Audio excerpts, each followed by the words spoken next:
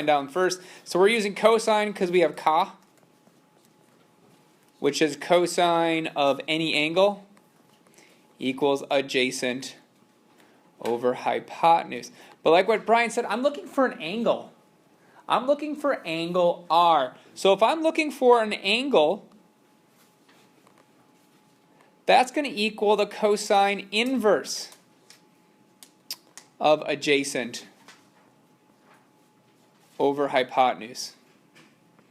Well, we know our adjacent, we know our hypotenuse, so we're going to say cosine inverse of my adjacent is 11, and my hypotenuse is 28.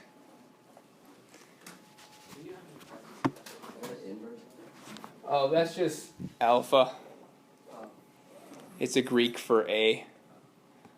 If it makes it feel better, I'll change it to A. A lot of times we use alpha and beta to stand for our angles. So if you ever see like a big B, what are we looking at? Sorry? They're causing trouble? No. They have a class. Should I kick them out of school? Yeah. Oh, okay. You should go yell at them. Okay, so sometimes I'll use an alpha and a beta. It's nothing, it's just A or B, okay? I just get caught up in my pre-calc stuff. So we have cosine inverse of 11 over 28, and what did we get? Emma? 66. Yeah, I just did 66. It didn't tell us what to round it to, so I usually round it to a tenths place, so I round it to 66.9 degrees. But you're fine, I didn't tell you where to round it to, so you can't be wrong. But you can if you say it's 100. That'd be quite an extreme rounding. But we should come up with 66.9 degrees. Any questions on any one of those steps? Yeah. Oh, it's not a question, you're just slapping yourself, okay? It was a very slow slap. Okay. And I heard there was no questions on the homework. So I heard there was no questions on the homework. It's like, no, just stop. Yeah. 22, no. 23 because they're like the same questions, but like different. No, just stop. Those are like Only if it's easy will I do it. Oh, but this one was like really hard though. It wasn't. No, I spent like 5 minutes looking at it. I just couldn't get it. Yeah, I didn't do that either. All right, 22. A, B, and C are three consecutive vertices of a regular decagon whose sides are 16 centimeters long. So here's some important aspects about a decagon. We have to have a right triangle to use our trig functions. So let's see how this looks like in practice. So suppose an operator at the top of a lighthouse sights a sailboat on a line that makes a 2-degree angle with the horizontal line. So let's draw down here what it's saying. It's saying I'm on top of a lighthouse and I look down 2 degrees. So that makes this 2 degrees. So the angle between the horizontal line and that line of sight is called, which one is it? Is that depression or elevation? What was that? Depression, yeah, it's angle of depression. So sometimes they might say angle of depression, sometimes they might say looking down. Sometimes you just have to use context. If I'm a lighthouse, am I ever looking up at a boat? No, unless I'm a lighthouse and there's a waterfall the boat's about to go over. So use your context clues to tell you whether I'm looking up or down. Did you have a question? Can we ever abbreviate that? We almost never have to write it. So we're just not going to. We're going to write angle of depression. Oh, it becomes a right triangle problem. At the same time, a person in the boat must look 2 degrees above. So he's now looking up. So that means this angle right here is also 2 degrees. And that's going to be our angle of elevation.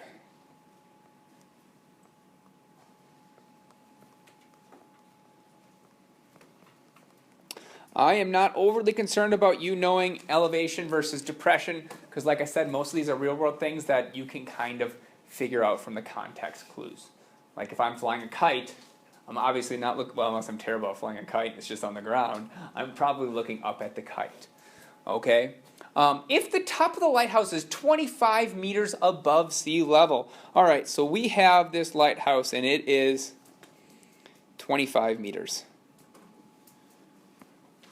It says find the distance between the boat and the lighthouse. I have to rewrite this information down again because I wanted a little bit more room. But in short, we had 2 degrees. We had 2 degrees here. We had 25 meters. Maybe we have 25. Looks like a fish. There we go. 25. All right, we have a couple ways we can solve this. A, we could take this triangle, because this triangle is the exact same, right? This is 25 meters. I'm going to take the one I already have drawn. And you don't have to do this in the drawing. I just want to show you what I'm doing. I am looking at this triangle right here that I just created. So I'm looking at this right triangle. That's not a right triangle. My snap grid isn't going to let me do much better, are you? It's a right triangle with a little dip at the end. Looks like kind of like a bird beak, kind of. I don't know. All right, so it is 25 meters over here. So this is 25, and this is 2 degrees. All right, I want to find the distance between the base of the lighthouse and the boat. So if this is 2 degrees, this is my opposite. This is my adjacent. Do we all agree with that? Opposite, adjacent. Which one of my trig functions uses opposite and adjacent? My hint is SOHCAHTOA. That is always our hint. So which one uses opposite and uses adjacent? Tangent. Because our tangent is our TOA, which stands for opposite over adjacent. Am I looking for a side or am I looking for an angle? I'm looking for a side, so I am not going to use the inverse. Inverse is only if I'm looking for an angle.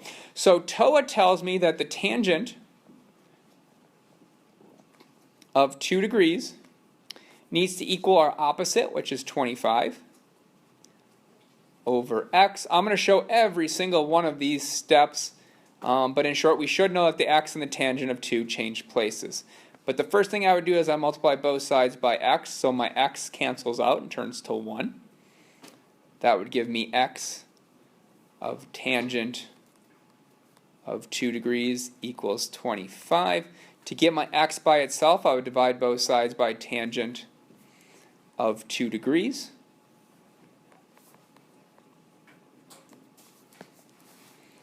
So that's going to give me x. That will equal 25 over, bless you, and tangent of 2 degrees. So like I said, if you're good at this, you can just go ahead and picture in your head and just switch them. All right, our x, if it's on the bottom, or our denominator, can switch places with our tangent. It's a nice little shortcut. And that comes about to, anyone? 715.9.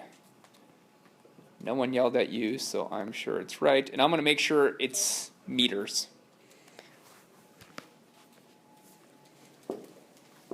Maybe I don't like this method. Maybe I want to do something a little different. It's pretty much the exact same problem. But this is a different way we can do it.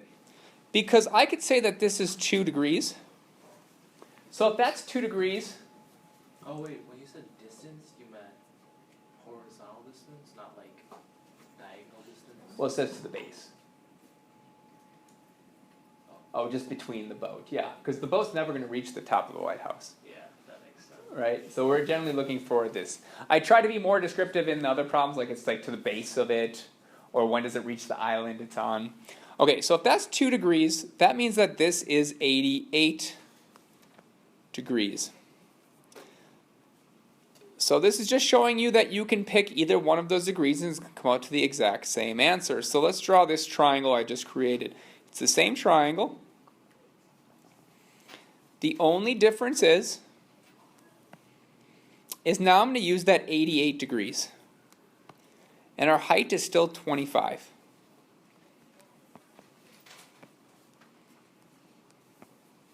So now it's still TOA because we have opposite over adjacent. So we're still going to use tangent. Except now I'm going to use 88 degrees. And my opposite of 88 degrees is x. over 25.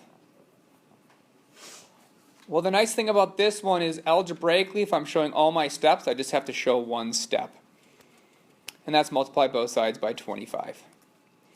And I'm going to come up with x equals 25 times tangent of 88 degrees. Can someone tell me about what x equals, plugging in these numbers? Yeah, David. 750.9. 750.9? Yeah. Weird. It came out to the exact same answer? Wow. All right, so it doesn't matter which angle you pick. And there are times, not in this class, but there are going to be times where you get to problems and it's nice to use a different angle. All right, because one of your angles might be a really crazy square root degree and then one's like 4 degrees. It's like, I'm going to use the other degree, or I'm going to use a different side because it makes my life a little easier. We're not worried about that now, but in the future you might. It might dictate how you solve a problem. All right, any questions on either one of those two? Same answer, same problem, everything's the same. As long as you realize that me looking down was that 2% and the boat looking up was 2%. All right. You measure the angle of elevation from your eye level, 5 feet off the ground, to the top of a light post to be 35 degrees. So real world context, if I forgot what elevation, depression, do I usually look up or down at a light post? I usually look up, yeah. So let's just draw that drawing of some guy looking up at a light post. So we got Steve here. We'll call him Steve. He just sees this light post. You making fun of Steve? We got this nice little light post right there. He's shining some light. Steve is pretty tall. Short leg. He's a really tall guy, even though he's only 5 feet. That light post should be like 3 times as tall as this. All right, and Steve is looking up at the top of the light post. Steve is looking up at the top of the light post.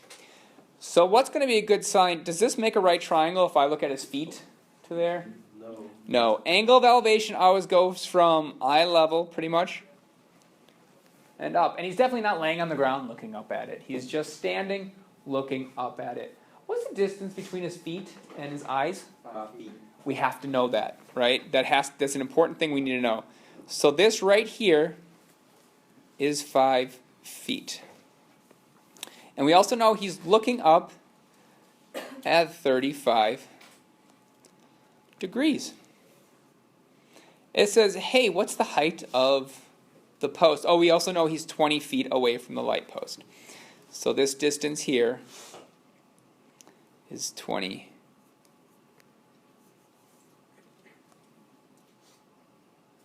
feet. So I need to know the height of the light post. I already know most of the, or a good chunk of the light post. How tall is at least some of it? 5 feet. It has to be at least 5 feet, right? Because this distance right here is 5 feet. So I'm going to go ahead and include that. This is 5 feet. I have no idea the distance from here to here. I'm going to call it x. So that secondary part is just x. Guess what? I have a right triangle. I have a right triangle. I have an angle. The angle leads to an opposite over adjacent. Which one uses opposite over adjacent? Everyone? Everyone? Everyone? Everyone?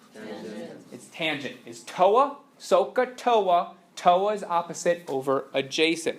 So we're going to do tangent of, don't do it, of 35 degrees. That's going to equal my opposite, which is x, over adjacent, which is 20. And so we're just going to multiply both sides by 20. That's 20.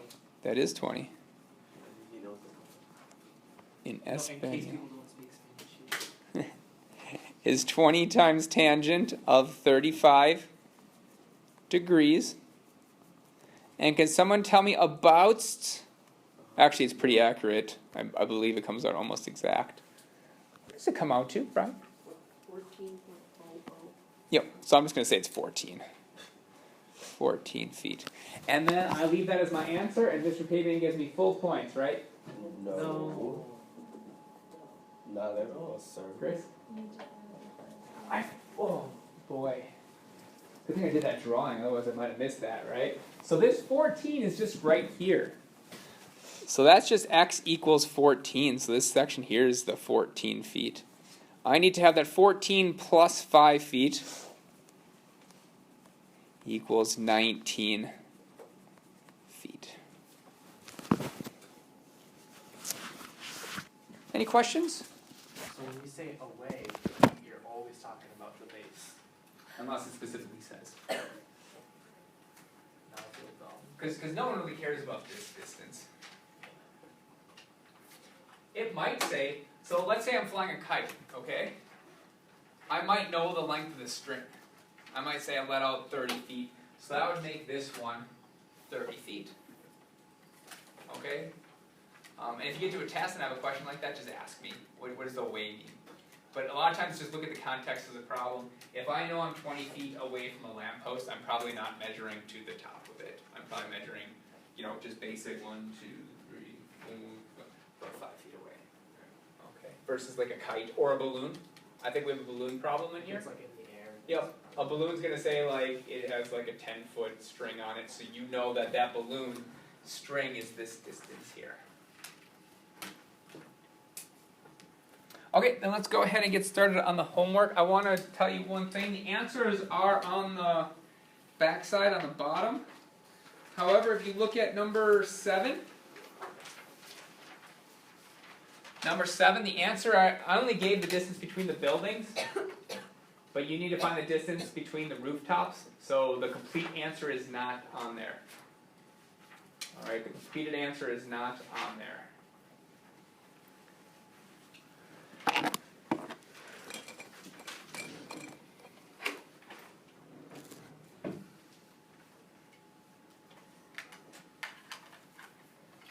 If you want to get that answer, I'll put it on Edmodo tonight. I'll put it as an